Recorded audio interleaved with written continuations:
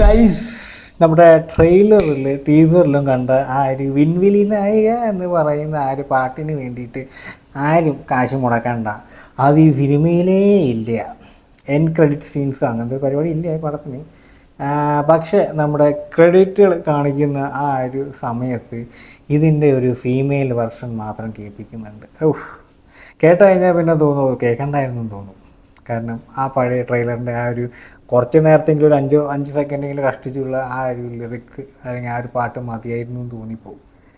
എന്തുകൊണ്ടാണ് അവർ ആ ഒരു ഇഷ്ടംപോലെ സീൻസൊക്കെ ഉണ്ടായിരുന്നു ഈ ഒരു BGM വെക്കാനായിട്ട്. ഇത് മാത്രം അമ്മമാർ കയറ്റിയില്ല. എന്നിട്ട് ഇതിലൊരു ഒരു ഒരു സീനുണ്ട്, മൗണ്ട് കൈലാഷിൻ്റെ ബാക്ക് ഡ്രോപ്പിൽ വെച്ചിട്ട് കമൽഹാസനും ന്യായികളും തമ്മിൽ ഒരു സീനുണ്ട്. സീനെ കുറിച്ച് പറഞ്ഞു കഴിഞ്ഞാൽ വലുതാവും. പക്ഷേ ആ ഒരു സീനിൽ ഒരു വൃത്തികെട്ട BGM പിയാനോ ചെങ് ചെങ് ചെങ് ചെങ് ഇമാതിരി ഒരു വൃത്തികെട്ട BGM ഈ സിനിമ ലോക സിനിമയിൽ എവിടെ ഉണ്ടാവത്തില്ല.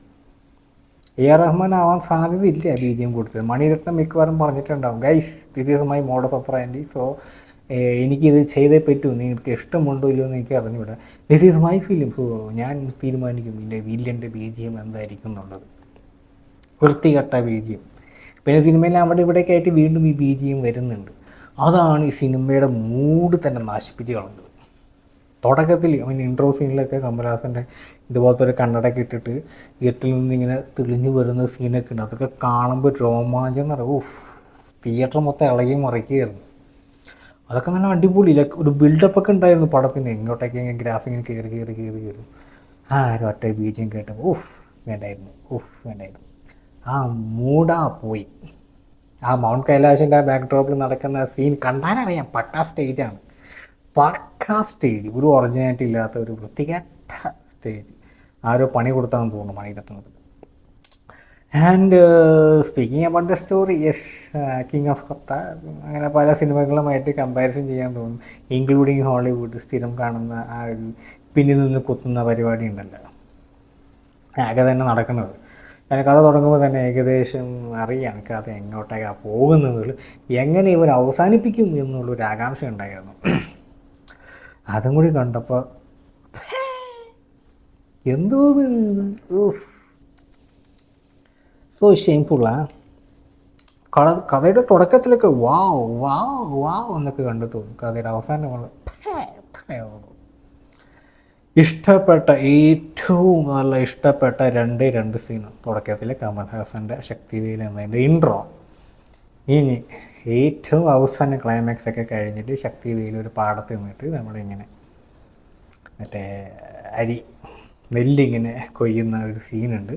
അതിൻ്റെ ബാക്ക് ഡ്രോപ്പിൽ അഭിരാമി എന്നിട്ട് ശക്തിവേല എന്ന് പറയുമ്പോൾ ശക്തിവേൽ നീറ്റ് നോക്കും, മനസ്സിലാവും എന്നല്ലേ വിളിച്ചത്, മരുമോനെ വിളിച്ചത് അല്ല സോറി പേരക്കുട്ടീനെ വിളിച്ചെന്ന് പറഞ്ഞിട്ട് അവനും ഡയലോഗും വെറുപ്പിട്ടിട്ട് ഒരു കണ്ണട പോക്കറ്റിൽ നിന്ന് ഇട്ടിട്ട് ഇങ്ങനെ ഇട്ടിട്ട് നടന്നു പോകും.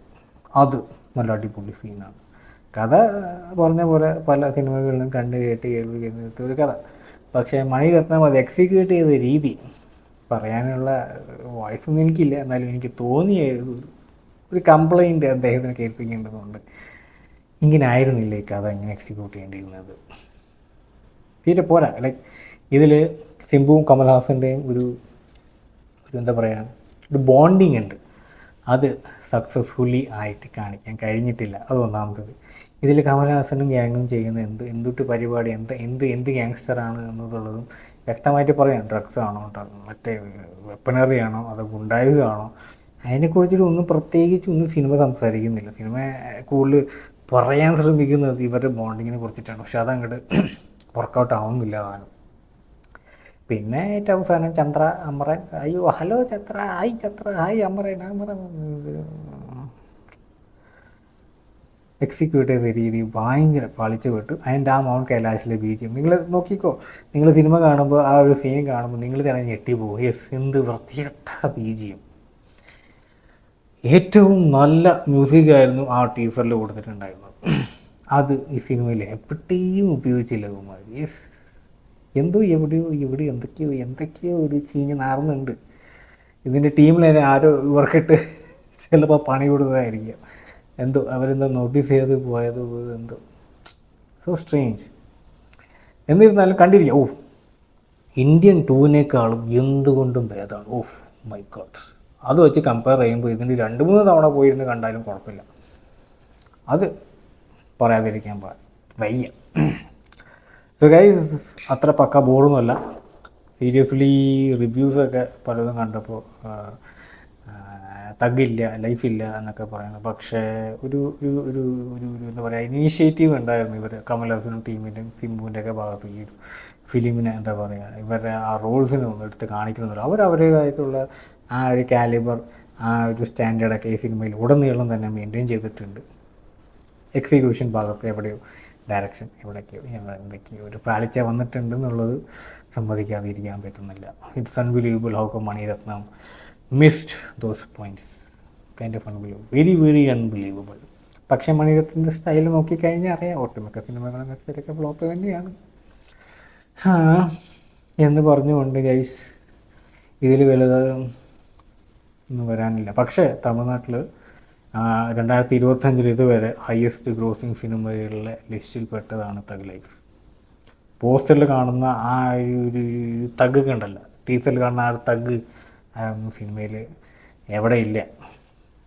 എന്തൊക്കെയോ ഇങ്ങനെ ബോണ്ടിങ് കാണിച്ച് ചതി കാണിച്ച് ഇങ്ങനെ 2.5 മണിക്കൂർ ഇങ്ങനെ വലിപ്പിച്ച് കൊണ്ടുപോയി അവസാനം കുടുകുയിൽ കൊണ്ടുവന്നിട്ടിട്ട് tata bye bye, this is Maniratnam film, this is AR Rahman മ്യൂസിക്കിൽ എന്ന് പറഞ്ഞുകൊണ്ട് അവർ നമ്മുടെ കാശിങ് പോക്കറ്റിലാക്കി പോയി.